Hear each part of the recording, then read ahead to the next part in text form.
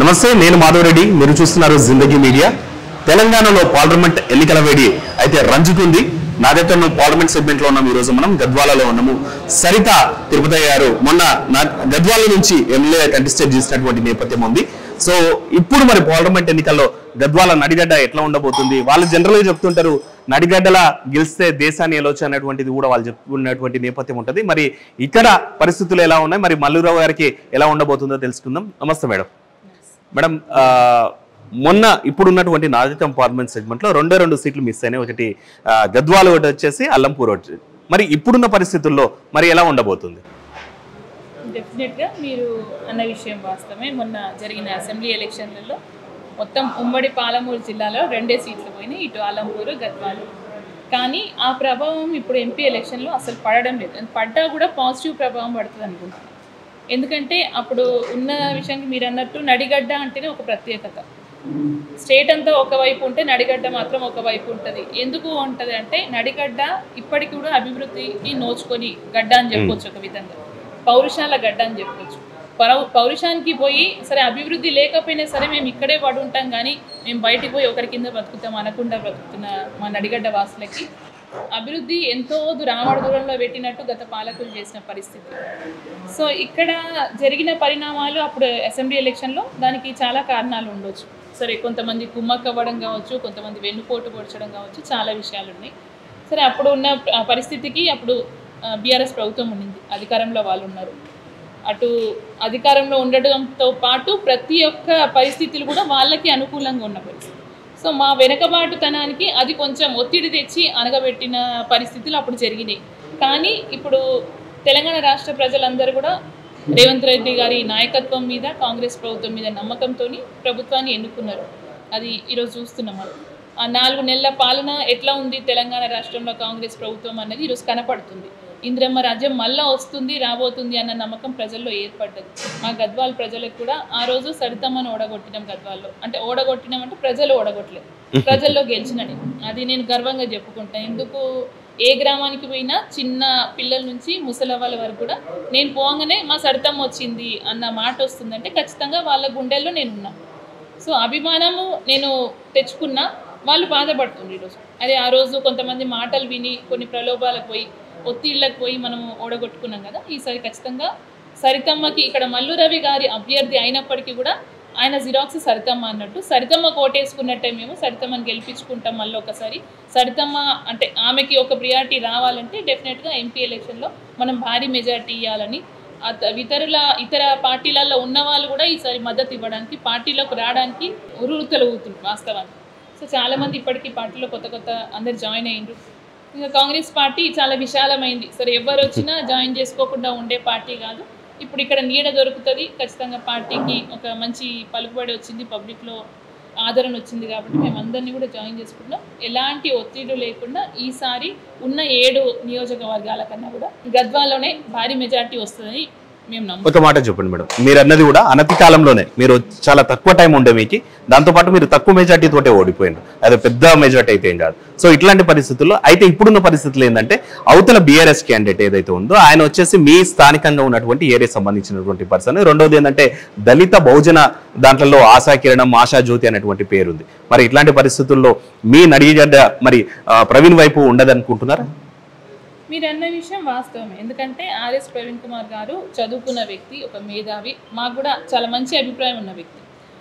ఐపీఎస్గా చేసినప్పుడు తర్వాత మన గురుకులాలకి నిషేధ్ తీసుకొని ఆయన ముందుకు నడిపించిన విధానం కానివ్వండి, మాకు కూడా చాలా మంచి వ్యక్తి. ఇలాంటి వ్యక్తి రాజకీయాలలో ఎక్స్పెక్ట్ చేయలేదు మేము వాస్తవానికి. ఎందుకంటే రాజకీయం వేరే, ఇటు అడ్మినిస్ట్రేషన్ వేరే. అడ్మినిస్ట్రేషన్, రాజకీయం రెండు ఒక అంటే ట్రైన్కి ఉండే పట్టాలు లాంటివి. 2 ప్యారలల్గా ఉంటేనే వర్కౌట్ అవుతుంది. ఎప్పుడు 2 ఒక దగ్గరికి పోయినాయి అంటే ట్రైన్ క్లాష్ అయినట్టే మన అంటే వ్యవస్థ కూడా మారిపోతుంది. సో ఆయన ఎప్పుడైతే ఐపీఎస్గా వదిలిపెట్టి రాజకీయంలోకి వచ్చిండ్రో పబ్లిక్లో ఆటోమేటిక్గా డీవియేషన్ అనేది వచ్చేసి అక్కడే మార్పు అనేది వచ్చింది. ఆయన అడ్మినిస్ట్రేషన్ చాలా పర్ఫెక్ట్గా చేసిండు, మేము యాక్సెప్ట్ చేస్తాం. కానీ అది వదిలిపెట్టి బీఎస్పీ పార్టీ పెట్టిండు. బీఎస్పీ పార్టీలో ఉన్నంత వరకు కూడా నేను అంటే వెనుకబడ్డ జాతులకి న్యాయం చేయాలని, విద్య కల్పించాలని ఒక కాన్సెప్ట్తో ఉన్నారు. అక్కడి వరకు బాగుంది, మేము కూడా ఆదరించినాం. కానీ ఏ వ్యవస్థనైతే, ఏ గవర్నమెంట్నైతే అప్పుడు వ్యతిరేకించిండ్రో అదే గవర్నమెంట్లోకి వెళ్ళి ఇప్పుడు ఆ పార్టీకి ప్రచారం చేసుకోవడం అనేది పబ్లిక్ అంతా గమనిస్తుంది. సో అది బాగా మైనస్ అయింది. సో మనిషి మీద మంచి అభిప్రాయం ఉన్నప్పటికీ ఆయన చేరుకున్న పార్టీ మీద వ్యతిరేకతతో డెఫినెట్గా పబ్లిక్ ఎవ్వరు కూడా సపోర్ట్ చేసే ఆలోచనలో అయితే లేరు.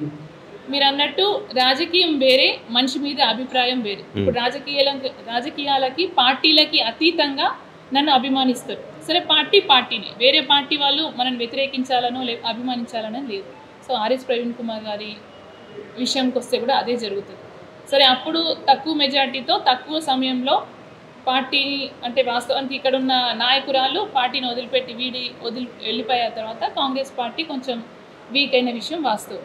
కొంచెం కాదు, చాలానే వీక్ అయింది నిజం చెప్పాలి. అలాంటి పరిస్థితుల్లో కూడా రేవంత్ రెడ్డి గారు తీసుకున్న నిర్ణయం ఆ రోజు అంటే ఒక బీసీ బిడ్డకి అవకాశం ఇవ్వాలని నన్ను ఎన్నుకోవడం అనేది ఆయనకు కూడా ఒక స్ట్రగుల్ లాంటిది ఆ రోజు. ఎందుకంటే ఎన్నో ఆరోపణలు చేసిండ్రు, డబ్బులకు అమ్ముడు పోయిండని, లేకపోతే ఏదేదో చాలా ధర్నాలు, ఢిల్లీలో ధర్నాలు, గాంధీ భవన్లో దిష్టి బొమ్మల దహనాలు, ఇవన్నీ చేసినప్పటికి కూడా ఆయన నమ్మకంతో నాకు అవకాశం ఇచ్చిండ్రు. మా ప్రజలు కూడా నన్ను నమ్మిండ్రు. నమ్మకపోతే అంత తక్కువ సమయంలో అన్ని ఓట్లు తెచ్చుకోవడం అనేది అది నడిగడ్డలో అనేది మామూలు విషయం. సో ఆ టైంలో నా కోసం జెండా మోసి ముందుకొచ్చి నడిచిన వాళ్ళకి ఎప్పటికీ రుణపడి ఉంటా, దాంట్లో ఎలాంటి సందేహం లేదు. సరే గెలుపు ఓటములు అనేది రాజకీయంలో సహజమే కావచ్చు, మాది సహజ ఓటమి కాదు. డెఫినెట్లీ సహజ ఓటమి కాదు. నిజం చెప్పాలంటే ఓటమి కాదు అని మా వాళ్ళందరూ అంటారు, కానీ ఇక ఓటమిని నమ్మాల్సి వస్తుంది. వాస్తవాలు ప్రాక్టికల్గా ఆలోచిస్తే ఎమ్మెల్యే అన్నప్పుడు పలానా వ్యక్తి పేరు చెప్తారు, కానీ సరే మంచి లీడ్తో ఓడిపోయిందని నా పేరు చెప్పారు కాబట్టి యాక్సెప్ట్ చేయాలి. ఇక మేము ప్రజలు ఇచ్చిన తీర్పుని సరే వాళ్ళ అప్పుడున్న ఒత్తిళ్ళు కావచ్చు, ప్రభావాలకు కావచ్చు, లొంగి వచ్చిన తీర్పు కాబట్టి ఆ తీర్పుకి నేను యాక్సెప్ట్ చేస్తున్నా. అండ్ నేను ఇచ్చిన అంటే మా ప్రజలకి ఆ రోజు ఇచ్చిన మాట ఏంటంటే ఏ పరిస్థితులు వచ్చినా నేను మీకు అండగా ఉంటాను.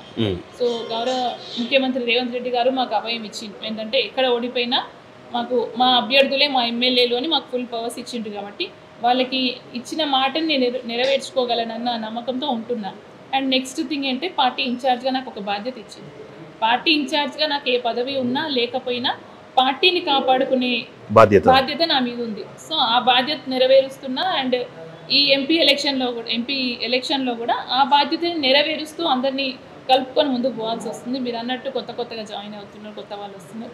డెఫినెట్గా పార్టీని బలోపేతం చేసుకోవడానికి ఒక నాయకురాలిగా అది నా బాధ్యత. సో అందరినీ కలుపుకొని పోతాను డెఫినెట్గా. ఇక్కడ ఓ మాట చెప్పండి, జనరల్ మీరే ఇప్పుడు ఎంత ముందు అన్నారు నడిగడ్డ వాళ్ళ అడ్డ అనేటువంటిది ఉంది. ఇంకోటి ఏంటంటే ఇక్కడ లేడీ డామినేట్ అయితే ఉంటుంది. సరే మీరు కూడా ఉన్నారు ఇప్పుడు, కానీ ఈ రోజు మీ ఓటమికి పరోక్షంగా కారణాలు మీరే ఇండైరెక్ట్ గా చెప్తున్నటువంటి నేపథ్యం ఉంది.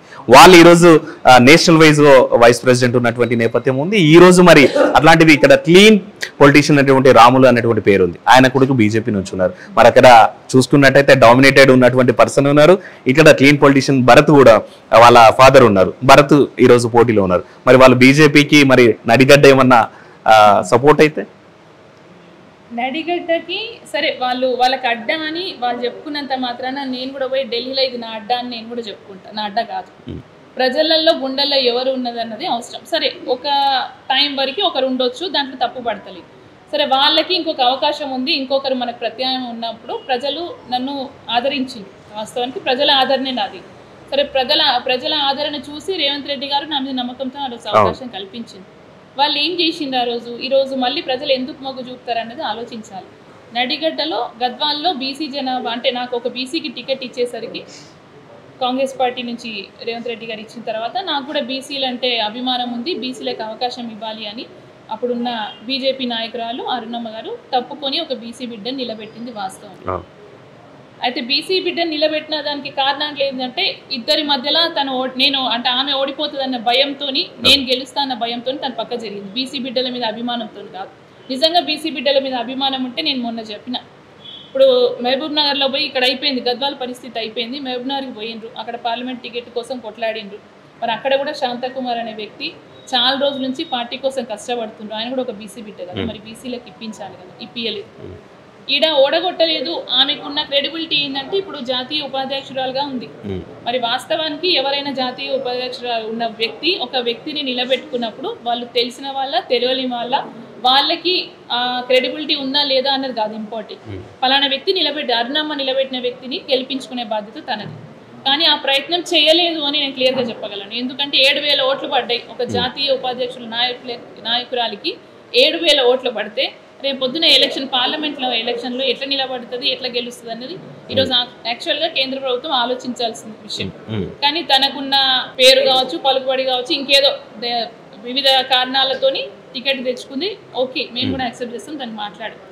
మీరు అన్నట్టు రాములు గారు క్లియర్ చిట్ అంటే క్లియర్గా ఏమన్నారు, క్లీన్ పొలిటీషియన్ అని మీరు అంటున్నారు. మేము అనుకుంటలే అట్లా క్లీన్ పొలిటీషియన్గా. ఎప్పుడు అంటే క్లీన్ పొలిటీషియన్ అంటే ఎంపీగా ఎన్నికైన తర్వాత గద్వాల్కి నాకు తెలిసి 4-5 అంత ఏళ్ళ మీద లెక్క పెట్టుకోవచ్చు అన్నిసార్లు వచ్చింది తప్పించి గద్వాల్లో చేసింది ఆలంపూర్ గద్వాల్ ఆయన ఏం లేదు. ఇచ్చింటే ఏమన్నా ఫండ్స్ ఇచ్చింటే కూడా నాకు తెలిసి అది కూడా ఏదో ఒత్తిళ్ళ మీద వాళ్ళు చెప్తే పలానా వ్యక్తులు చెప్తే ఇచ్చిందే తప్పించి గద్వాల్కి చేసింది ఏం లేదు. సరే, ఆయన చేసింది ఏం లేకపోయినా ఒక ఎంపీ అభ్యర్థిగా ఒక క్యాండిడేట్గా మనం ఎన్నుకున్నాం ఇక్కడ నుంచి. సో ఖచ్చితంగా ఆయన ఇక్కడ ఉన్న సమస్యలకి వాటికి పరిష్కారాలు తేయడానికి ఆయన ప్రాతినిధ్యం వహించాలి. ఆ పని ఆ రోజు చేయలేదు. ఆ రోజు చేయని నాయకుడు ఈరోజు మళ్ళీ చేస్తాడు అన్న నమ్మకం ప్రజల్లో లేదు.